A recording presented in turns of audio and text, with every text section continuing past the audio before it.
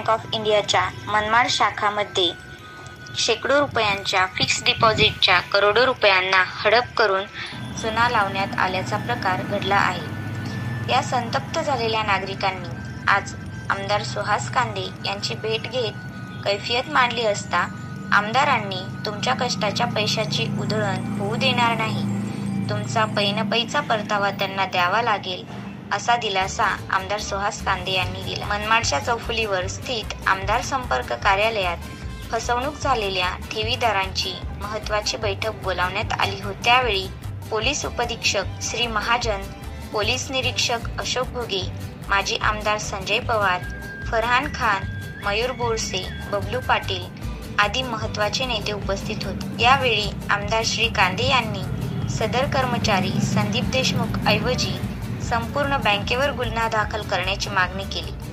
मात्र बँकेचे प्रबंधक यांनी दूरध्वनीवरून संपर्क साधत या रकमेची हमी घेत असल्याचा दावा आमदार सुहास कांदे यांच्याशी बोलताना केला आहे। दरम्यान आमदार श्री कांदे यांनी फसवणूक झालेल्या सर्व ग्राहकांना तुमच्याजवळ जी काही कागदपत्रे असतील ती संपर्क कार्यालयात जमा करण्याचे आवाहन यावेळी केले व तुमच्या कष्टाचा 1 रुपयाही बुडू देणार नाही अशी हमी दिली। मालेगावकर न्यूजसाठी विशाल हिरे, मालेगाव।